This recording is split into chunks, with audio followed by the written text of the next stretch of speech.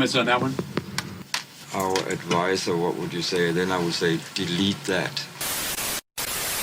Today, I'm taking every Metallica album and finding a better alternative from that same year. That's uncool. How could you do such a thing? And to keep things interesting, we're going to work our way backwards, starting at 72 Seasons in 2023.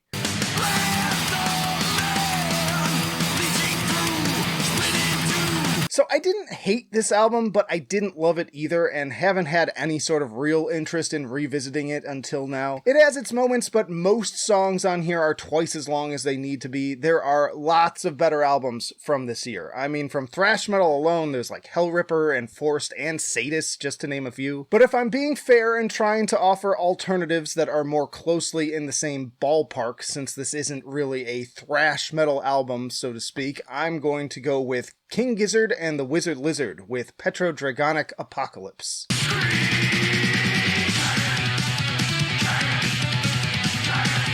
Yeah, I'm not saying the entire title. Some of the most fun I've had with an album in years, and pulling from plenty of different genres. It's like Lateralis era Tool collided with the dirtbag desert aggression of Caius and White Zombie. Frankly, all 7 of these songs are absolutely flawless, carrying their longer runtimes much more effectively thanks to all of the great dynamic changes, Dragon perhaps being my personal favorite, and so many infectious vocal lines that had me grinning like an idiot while I was singing along. But moving on, we have Hardwired to Self-Destruct in 2016. In the name of desperation, in the name of wretched pain. Again, I want to say that I'm being somewhat facetious with the title of this video. I don't think this album sucks either, but again, there's just so much better stuff out there. Prove me wrong, kids. Prove me wrong. Solid opener with the title track, some nice dual guitar moments like on Atlas Arise and the Wicked Moth into Flame. Kind of a mix of the Death Magnetic stuff with more Load era sounding material like Now That We're Dead, Here Comes Revenge, and Dream No More. As such, I find it to be kind of inconsistent and bloated, which is again a problem with many of their albums that we're getting into here, and I'm not a big fan of Man Unkind and I Am Savage. For alternatives, this year we've got things like Meshuggah, the Dillinger Escape Plan's final album, Ishan, Vector, and Insomnium. But again, from their similar peer options this year, we also have some choices. I considered Sodom's Decision Day, but ultimately I'm going with Megadeth's Dystopia. If you only want to live and die in fear. Pretty big accolades here with a number 3 on Billboard and their first Grammy win, not to mention Chris Adler of Lamb of God on drums. Love the almost Fear Factory guitar tone on the opener. Death from Within has some Avenged Sevenfold vibes, which is kind of full circle since they have clear Megadeth influences in their music. Poisonous Shadows is easily one of the most epic things that the band has ever crafted with those massive riffs and almost a symphonic approach. Conquer or Die is another standout with its spectacular neoclassical build-up and church bells. It's not perfect, but I do think that it's a stronger, heavier, and tighter outing front to back. Then we have Death Magnetic in 2008.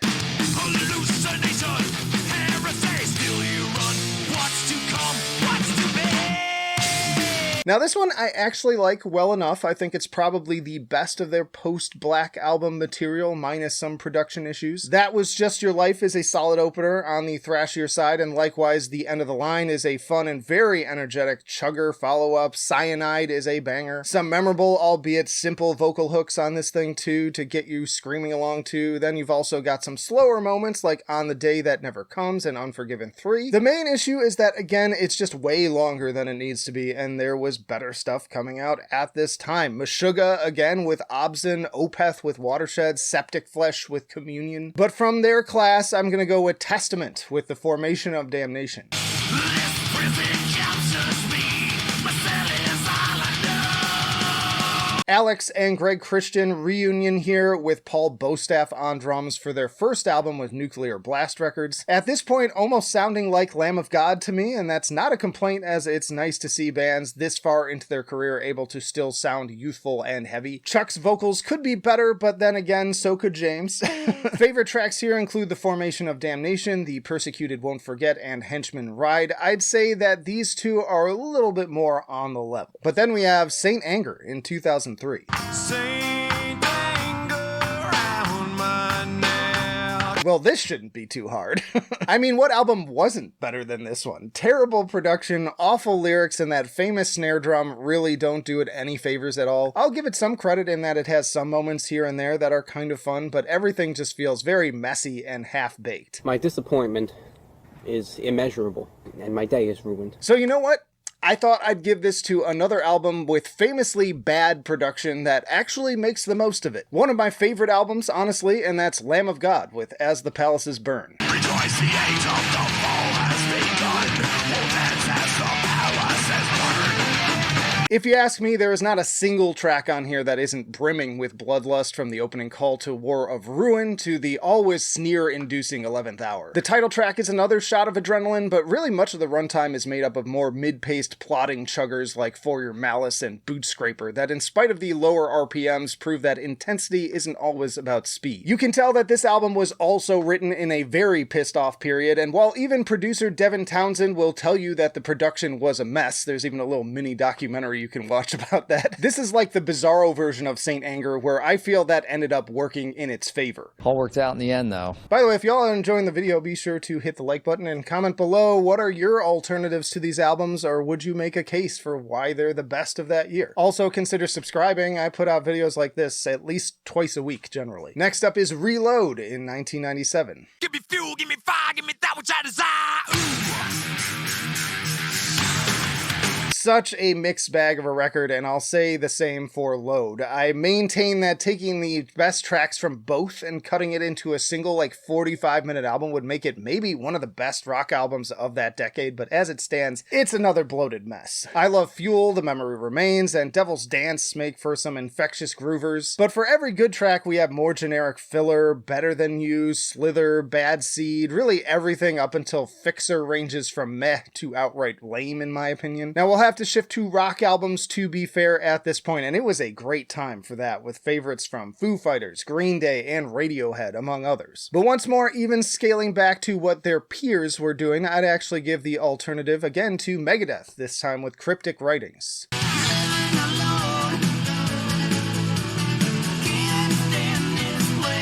Megadeth also in their 90s rock radio appeal era, and I think that despite it being the less discussed album, it's a stronger showing as a complete work. Is it one of my favorite Megadeth albums? Not really, but again, neither is Reload to Metallica. I like Almost Honest, Use the Man, and Mastermind, and Disintegrators. In my ranking, I even went so far to say that this is maybe more consistent than Peace Sells, even if the highs are not nearly as high. That is probably a spicy take, but I stand by it. Then we have Load in 1996. Where's your crown, king? Nothing.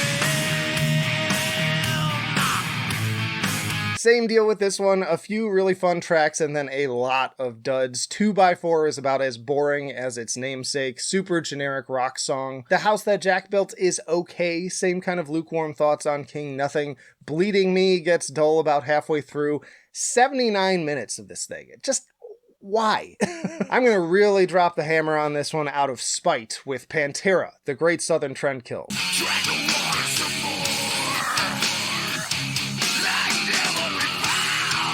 Yeah, a little unfair as we're comparing like butt rock to groove metal, but I do feel like Pantera is where a lot of the disillusioned feeling former Metallica heads were drifting to by now anyways. What a legendary opening track, and it continues to be heavy and fun from there. Other personal standouts on this one include Mega Groover's single, Drag the Waters, for one. Then there's the moody and atmospheric Floods. 13 Steps to Nowhere has some really awesome drumming on it, more fun riffs and surprises on Living Through Me, and Suicide Note Part 2 is stupid heavy. Feeling a major return to those great bluesy southern dirtbag riffs that we want from Dimebag on this one. Next up is The Black Album in 1991. You know what says the truth. Now this is going to be a very spicy one as we are venturing into the fan favorites at this point, and hey, I agree that this is a classic for a reason. Enter Sandman, The Unforgiven, Nothing Else Matters, Sad But True, Wherever I May Roam. But even this one has some mixed feelings for me when it comes to like a front to back listen. There are tracks like Holier Than Thou and Don't Tread On Me that are solid foot tappers, but nothing really to write home about. And consider this is another big year for rock music as a context here. We've got 10 from Pearl Jam, Nevermind from Nirvana, and Gish from the Smashing Pumpkins. For thrash, we also have Sepultura's Arise, Rise, Overkill's Horoscope, and Coroner's Mental Vortex. Now, if this were just a year later, I'd easily give this to Alice in Chains' Dirt, but for another album mixing metal and rock this year, I'll pass it to Soundgarden with Badmotorfinger. Some really killer classic tracks on here as well, like Rusty Cage, Outshined, and Jesus Christ Pose. But also in between, they keep the quality up all the way through. So even though it's the same number of tracks at almost the same length at around an hour, I think it does a better job of justifying that whole runtime. Similar grooves, similar overall energy, just maybe a little bit more consistent in execution if you ask me. But I'm not going to really fight over this one. If you want to say the Black Album's still better, that makes sense to me. I get it. Then we have And Justice for All in 1988. To begin with, we dance of the dead. Come on, we're blackened. Okay, now we're really upping the difficulty as we're entering my personal favorites from the band. Blackened seems like it's directly competing to see if they can top Battery from the last one, and of course another excellent title track as usual. Then there's The Eye of the Beholder, Harvester of Sorrow, that awesome hook on To Live is to Die. But the crown jewel here is definitely the deeply powerful one, which I remember even before I was a Metallica fan, that was a song that I totally enjoyed hearing on the radio. So can we find a better album from this year? We can actually look at thrash metal again at this point, and this year we've got Violence with Eternal Nightmare, Death Angel, Frolic Through the Park, and Voivod, Dimension Hatros, all very strong. But I think once more I need to give this one to Slayer with South of Heaven.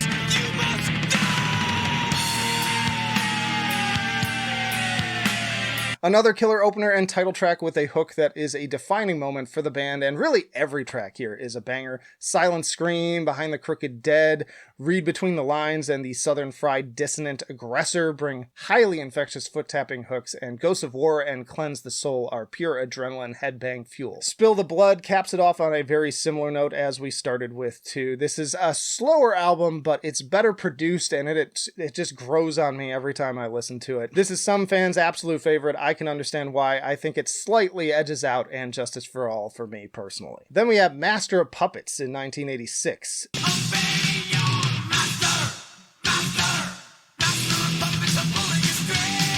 Now, could it even be possible for this one to get beat out? Another timeless opener with the super heavy, again, Battery, but then they follow that up with the nearly 9-minute title track showcasing an impressive step up in both technical performance and progressive songwriting. And that trend continues with The Thing That Should Not Be, another lengthy solo heavy shredder in Disposable Heroes, followed by the deeply infectious stomp of Leper Messiah. It's very nearly perfect. I wouldn't quite give it a 10 out of 10, but it's like a 9.99 if you ask me. But this is also the year of some of my other favorites in Dark Angels, Darkness Descends, Creator's Pleasure to Kill, and of course Slayer's Rain in Blood.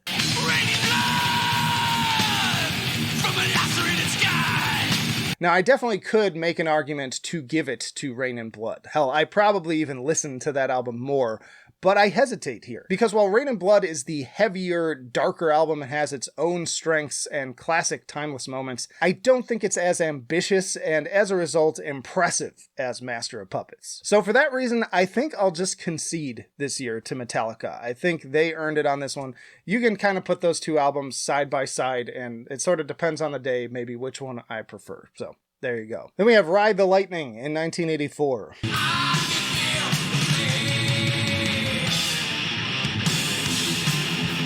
Another incredible record. Fight Fire with Fire is a great opener that is just made for screaming along to with all your friends. This followed by the excellent title track and iconic For Whom the Bell Tolls. Then we get their first power ballad and Fade to Black closing out side 1, only to kick the adrenaline up again on side 2 with Trapped Under Ice, followed by Escape and another legendary thrash track in Creeping Death, and putting a bow on the whole thing with the Call of Cthulhu instrumental. 8 tracks, 47 minutes, not a second wasted. So what could contend with this one? Well, we've got Celtic Frost with Morbid Tales, Bathory with Bathory, Sodom with In the Sign of Evil, Anthrax with Fistful of Metal, maybe, Judas Priest with Defenders of the Faith, and Iron Maiden's Power Slave. And those are all excellent albums that I think you could make an argument for. But once more, I have to concede, I don't think any of those are quite as strong, at least in terms of my personal taste and my favorite. Depending on the day, this is my favorite Metallica album, and I think it stands pretty damn tall. Then we have Kill 'Em All in 1983. Don't let the leather monkey come out tonight. Very important foundational album for the genre, very thrash and rolly record with kind of a lighter, bouncier sound than what would come after that. Great riffing and soloing, in part thanks to Dave Mustaine. Whiplash, Metal Militia, and Seek and Destroy are great, and I dig Phantom Lord and No Remorse. But all that said, I do have an album that I prefer over this one, and I think it is clearly Pantera with Metal Magic. Ride my rocket, let me out. No, I'm just messing with you. Once more, it's gotta be Slayer with Show No Mercy. Blasting our way through the boundaries of hell. No one can stop us tonight. My personal favorite Big Four debut album, since I like things on the heavier side. Love the evil atmosphere and general satanic vibe, which prompted mail from the Parents Music Resource Centers telling them to stop making albums. It's a bold strategy, Cotton. Let's see if it pays off for him. Rebellious anthem opener in Evil Has No Boundaries. Love the malevolent tones of the Antichrist. Fight Till Death is a real head bobber. Hitting that high note at the end of Tormentor. They really made a statement right from the beginning, and I consider it to be the superior choice. Y'all check out this playlist for more thrash metal videos, including rankings of many of the discographies of the bands we just talked about here, or this for your personal YouTube recommendation. But that'll do it for now. Flight of Icarus signing off. I will see you in the trenches.